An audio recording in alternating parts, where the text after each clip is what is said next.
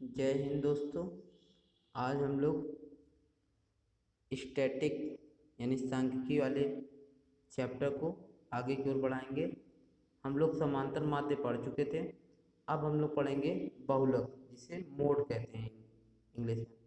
अब इसमें भी क्या है, अनक्लासिफाई और क्लासिफाई डाटा के लिए है, यानी वर्गीकृत और अवर्गीकृत।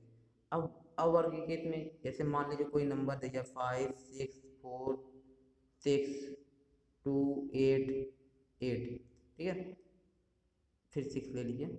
अब इसका मुझे क्या निकालना है, बहुलक निकालना है, ठीक। अब इस बहुलक निकालने के लिए सबसे पहले क्या करते हैं, इसे हम लोग इंक्रीजिंग ऑर्डर में लिखते हैं, इंक्रीजिंग या डिक्रीजिंग, यानी बढ़ते हुए क्रम में या घटते हुए क्रम में लिखेंगे। लिखने के बाद इसमें देखेंगे कौन सा नंबर सबसे अधिक बार आया हुआ है, ठीक है। लिखेंगे, इसके बाद देखेंगे क्या सबसे अधिक बार कौन आया है। जो सबसे अधिक बार आता है वही क्या होता है, बहुलक होता है, ठीक। ये तो हो गया कब के लिए, अवर्गीकृत के लिए, अवर्गीकृत के आंकड़ों के लिए। अब वर्गीकृत आंकड़ों के लिए क्या करना पड़ेगा, वर्गीकृत आंकड़ों के लिए हम फार्मूले लगाएंगे, ठीक है। फार्मूला क्या है, देखिए वर्गीकृत आंकड़ों के लिए फार्मूला होता है mod mood L plus F one minus F not upon 2f1 minus F not minus F two into H, जहाँ एच क्या है, वर्ग अंतराल है, लोवेस्ट क्लास साइज होती है, लोवेस्ट लिमिट ऑफ क्लास होता है, ठीक है। एफ वन क्या होता है, फ्रीक्वेंसी होती है जो सबसे अधिक बार आ जाती है, ठीक है। ये क्या होती है, ठीक इसके नीचे, यानी एफ वन के जो नंबर होगा इसके ठीक नीचे वाली फ्रीक्वेंसी होती है, ठीक है। और एफ नॉट क्या होता है, ठीक इसके ऊपर, यानी एक ऊपर वाले की जो फ्रीक्वेंसी होगी वही होगा एफ नॉट। चलिए इस पर सवाल लगाएंगे तो ज़्यादा अच्छे से क्लियर होगा, ठीक है। अब लोग सवाल लगाते हैं।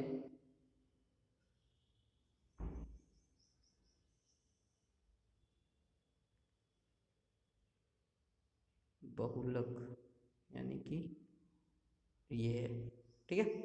चलिए ये क्या कर रहा है, संख्याओं 6 3 2 6 3 2 5 6 और 8 का बहुलक ज्ञात कीजिए। तो हमने क्या किया, दिए गए संख्याओं को आरोही क्रम में लिख दिए।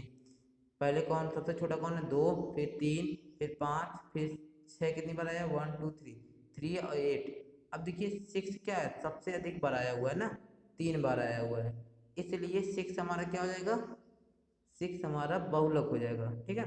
दिए गए संख्याओं में 6 की बारंबारता सबसे अधिक है, इसलिए बहुलक कितना हो जाएगा, 6 हो जाएगा, ठीक है। अब दूसरे सवाल क्या है, निम्नलिखित आंकड़ों का बहुलक ज्ञात कीजिए। अब देखिए ये आंकड़े क्या है, वर्गीकृत की अवर्गीकृत, ये आंकड़े हैं हमारे अवर्गीकृत, क्यों, क्योंकि ये देखिए क्लासीफाई नहीं किया है, ये सीधा सीधा दिया हुआ है। अब इसके फ्रिक्वेंसी में देखिए, यानी कि बारंबारता में देखिए इसमें कौन सबसे अधिक बार आया है। तो देखिए ये सबसे अधिक नंबर कौन है, 5, सॉरी 7, यानी 7 क्या है, आवृत्ति बारंबारता सबसे ज़्यादा है, ठीक है। मतलब कि ये कि 5 7 बार आया हुआ है, गिवन जो डाटा होगा उसका 5 जो नंबर है, यानी कि ये 5, ये क्या है 7 बार आया होगा, इसलिए क्या है, इसका बहुलक 5 है। चेक करने का तरीका क्या होता है, हम लोग आवृत्ति देखते हैं, आवृत्ति में जो नंबर ज़्यादा होता है, सबसे बड़ा होता है, उसके एक्स का, मतलब उसके सामने वाले का एक्स में जो नंबर होगा वही हमारा क्या होगा, बहुलक होगा। तो दिए गए आंकड़ों में हम देख सकते हैं कि अधिकतम बारंबारता 6 है, जो कि प्रेक्षण 5 की संगत संख्या है, ठीक है। अतः बहुलक 5 होगा, इसलिए क्या होगा, बहुलक इसका 5 होगा, ठीक है। अब हम लोग एक दूसरा सवाल करते हैं। अब हम लोग करेंगे क्या, ये तो हो गए अवर्गीकृत के लिए, ठीक है, अनक्लासिफाइड डाटा। अब क्लासिफाइड डाटा के लिए करेंगे, ठीक है, क्लासिफाइड डाटा के लिए। ठीक है, क्वेश्चन क्या है, दिए गए बारंबारता बंटन का बहुलक ज्ञात कीजिए। ये बंटन दिया हुआ है 10 से 20, 20 से 30 और 30 से 40 ऐसे करके 60 से 70 तक। अब ये है क्या, ये है क्लासिफाइड डाटा और उसके लिए मुझे फार्मूला लगाना पड़ेगा। ठीक है, तो दिया हुआ डाटा जो है इसको हमने रो और कॉलम में लिख दिए। अब इसमें सबसे ज़्यादा कौन है, सबसे बड़ा कौन है, सबसे बड़ा 20 है, तो जो बड़ा होता है इसे F1 मान लेते हैं। ठीक ऊपर वाला, इसके ठीक ऊपर वाले को F0 मान लेते हैं, F0 भी पढ़ते हैं, F0 भी पढ़ते हैं इसे। ठीक है, ठीक इसके नीचे वाला क्या होता है, F2 होता है। ठीक, अब इसके ठीक सामने वाला क्या होता है, लोएस्ट नंबर। इसके सामने वाले जो वर्ग अंतराल है कितना है, 40 से 50। 40 से 50 के बीच में छोटा कौन है, 40, इसलिए 40 एल की वैल्यू क्या हो गई 40, 40। एच की वैल्यू कितना है 10 निकाल लो कहीं से भी, चाहे यहाँ से निकाल लो चाहे लास्ट वाले से निकाल लो, 20 निकाल लो, सबकी वैल्यू क्या आएगी 10 ही आएगी। तो जो जो वैल्यू मुझे पता चला है उसे हम लोग लिख लिए। देखिए F1 की वैल्यू 20, F0 की वैल्यू 12 ये है, F2 की वैल्यू 11 और L की वैल्यू कितनी आई 40। ठीक, H की वैल्यू कितनी आई 10। अब हम जानते हैं फॉर्मूला ये होता है मेरा, अब इसमें रखते हैं तो L की वैल्यू कितना है 40, ठीक, प्लस F1 की वैल्यू 8, सॉरी F1 की वैल्यू 20 है 20, माइनस F0 की वैल्यू 12 बटे 2 गुणे F1।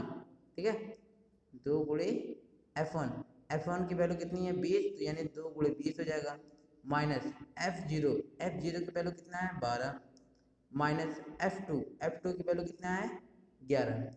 अब 20 गुणे H की वैल्यू क्या है 10। ठीक, 20 में से 12 जाएगा 8 बचेगा, 20 का 2 में गुणा करेंगे 40, अब -12 -11 जोड़ेंगे क्या आएगा -23 और गुणे 10।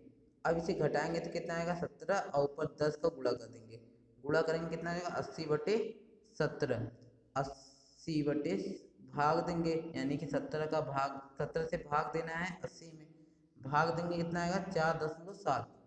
अब ऐड करेंगे तो देखो 40 में 40.00 में हमें ऐड करना है क्या 4.7।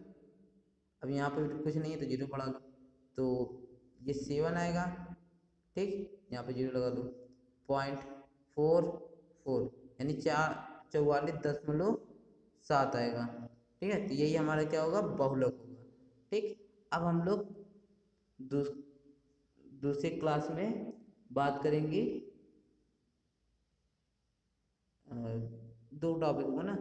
पहला टॉपिक क्या था, पहला टॉपिक था हमारा समांतर माध्य, ठीक, जिसे एक्स बार दिखाते हैं, ये हो गया बहुलक हो गया। अब तीसरा टॉपिक बचा है माध्यक, ठीक है, मीडियन बोलते हैं। अब हम लोग दूसरे क्लास में क्या पढ़ेंगे, मीडियन। ठीक है।